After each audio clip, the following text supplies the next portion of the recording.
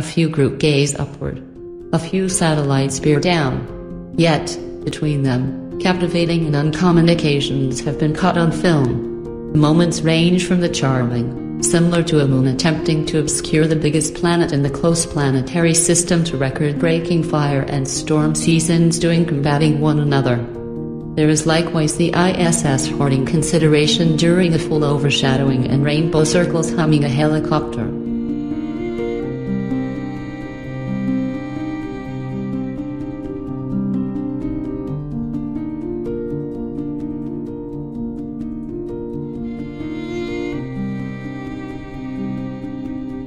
Jupiter is known for the Great Red Spot, an enormous tempest bigger than Earth. In any case, a dark spot?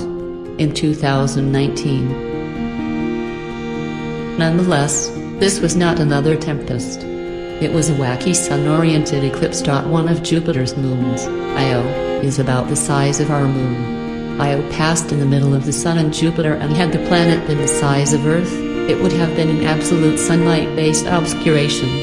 Yet, Jupiter is the greatest planet in the nearby planetary group. Rather than a complete obscuring, Io just figured out how to project a little dark dot. If anything, the moon's obvious shadow against Jupiter's delicate shadings made a dazzling photo. In December of 2020, a great deal of sky gazers were baffled when thick mists denied them of encountering an uncommon sight direct. The Star of Bethlehem was not the renowned biblical star showing up in current occasions. All things considered, the exceptional occasion included two planets, Jupiter and Saturn, arranged in such a way that they showed up incredibly near one another and the Earth. Luckily, there was no lack of photos. Among the best was caught by a beginner picture taker who utilized a telescope and a camera. However, what made this picture stand separated from the pack? Despite the way that the photographic artist's hardware was not especially innovative, the rings of Saturn were shockingly clear. As a little something extra, the photographic artist likewise caught 4 of Jupiter's moons running in an orderly fashion close to one side base corner of the picture.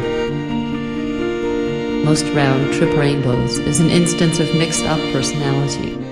What a great many people see are various marvels. For example, sun coronas and plain wonders. Genuine rainbows show up when the sun is at your back and you are looking towards downport. However, round-trip rainbows accompany an additional standard.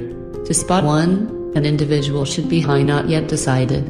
This makes them incredibly rare. In 2013, every one of the conditions met up. A helicopter was flying close to the city of Perth when the specialty passed in the middle of a shower and a nightfall. That was the point at which a picture taker installed saw the subtle sight. The rainbow was in good company. Like most rainbows, it had a blurred identical representation. For this situation, the subsequent round-trip rainbow could be seen outlining the first.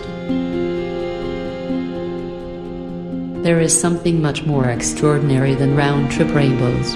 Tragically, rainbow lightning doesn't include multi-hued electrical discharges streaking through the sky. From the outset, reality appears to be more ordinary. Alright, so some person snapped an image of a rainbow with lightning before it. So what? One must be incredibly fortunate to get the two wonders together. Rainbows and lightning both need raindrops, however, in an unexpected way. At the point when raindrops pull negative charges to the lower part of a cloud and the Earth is decidedly charged, at that point the conditions are ideal for lightning. Be that as it may, to make a rainbow, raindrops should curve and disperse light. In any event, when the two conditions are available, rainbows and lightning never show up together. The photographic artist additionally needed to remain in the perfect spot at the perfect time. Taken in Arizona, late in 2016, he looked at a tempest with the sun at his back. The setting sun's point dispersed daylight through the downpour and a rainbow showed up. Sooner or later, an adversely charged cloud and the emphatically charged Earth hit each other with a lightning jolt, finishing a photo that out the internet. Extraordinary compared to other satellite pictures of 2019 was taken by Goes West. The Climate satellite was known for taking fresh pictures, and in July, Goes West prepared its cameras on the Pacific Ocean. Why? Since perfect stuff was going down in this fix of the sea. Hurricane Barbara was going towards the United States. The dynamite storm was the main serious typhoon of the year and could be seen stirring in the northern portion of the globe. However, what made the picture so strange was a dull mass skimming in the south. Straightforwardly beneath Barbara. This was the shadow of the moon, cast upon the earth during a sun-based shroud. In July 2020, Donna Latch was remaining close to her homestead in Manitoba, Canada. The photographic artist needed to get two divine marvels together, the Aurora-lights and the comet Neowise. The last was one of space science's hotshots of the year. Brandishing two tails, the comet could be seen by anybody with a decent pair of binoculars. Latch got an unexpected end result. Sure. The Aurora-lights balanced like green fog in the night sky, and Neowise additionally obediently appeared. However, the pair was in good company. To Latch's enjoyment, Steve appeared. The initials represent the psyche desensitizing expression of strong thermal emissions velocity enhancement. In spite of the protracted depiction, no one understands what causes Steve, which looks like purple aurora. Latch took more than 600 photos. The three previously made the pictures uncommon. However, amazingly, a fourth guest appeared. Briefly, a shooting star entered and wrecked in the Earth's environment. It streaked along the upper left corner of the picture, Neowise bended towards the skyline on the right, while Steve and the Aurora-lights hung in the middle of them. Picture takers and cosmologists had an uncommon interest in the comet Neowise.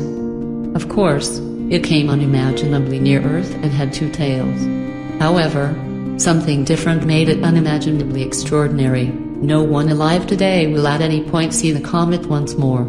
Neowise has a particularly tremendous circle that the following time it swings by Earth will be a long time from now. Needless to say, space experts were anxious to draw near-up shots of Neowise. When astrophotographer Daniel Lopez took a period-pass picture of Neowise, he discovered the comet looking eager to get moving. The picture would have been wonderful aside from a certain something. Regrettably, the picture was streaked with white lines. It was not the consequence of hardware disappointment or falling stars. The streaks were brought about by SpaceX's Starlink satellites passing by at the most exceedingly awful second.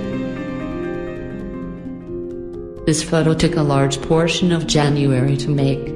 In 2015, an observatory in the Chilliwack Desert utilized various photos in long openness to get six divine marvels together. Valid. It probably won't be pretty much as natural as Steve and its three friends, yet the subsequent picture was still spectacular. Comet Lovejoy showed up as a green gleam close to the middle. A star bunch, known as the Seven Sisters and the California Nebula, a red ash of gas, were both to one side of the comet. A shooting star likewise entered the air on the left. Lower in the sky, there was a green murkiness close to the skyline, and this was the after effect of oxygen gathering in the upper climate. At long last, a thick cover of low-height mist sat like a thick rug under the green murkiness. In 2020, America saw calamitous climate. Tornadoes were drawing nearer from the east and the Gulf Coast. Simultaneously, the West Coast was on fire. The out-of-control fires obliterated a record-breaking 3.6 million sections of land, 1.4 million hectares of land in California. Not to be outperformed, typhoon season caused obliterating flooding and generated such countless tempests that the public authority ran out of names for them. NASA satellites caught the two seasons connecting with one another. A striking arrangement of pictures showed how a gigantic cover of smoke covered practically the whole nation, venturing out from west to east. Simultaneously, a few tempests could be seen close to the coastline. One of them, Hurricane Paulette, was sufficiently able to impede the smoke from arriving at the Atlantic Sea. Just when Paulette died the following day did the smoke move out to the ocean. At the point when a sun-based shroud happened in 2017, not many individuals knew about what Joe Wachowski was doing. The NASA picture taker had shown up in Banner, Wyoming, to record the overshadowing. Be that as it may, Dabkowski was not keen on giving the world another moon covers up sun picture. He realized that the International Space Station, ISS, planned to fly past the sun at the specific snapshot of the eclipse. Catching the ISS humming a shroud was something no one had at any point captured before. But this was no simple errand. The ISS is moderately little, about the size of a football field, and tears through space at a blinding velocity of 17,500 miles each hour, 28,000 kilometers per hour. To catch the fast Dabkowski took pictures at the pace of 1,500 photos per second. The barrage paid off. Probably the best outcome was a composite picture that showed the ISS in better places as it got across the Sunday.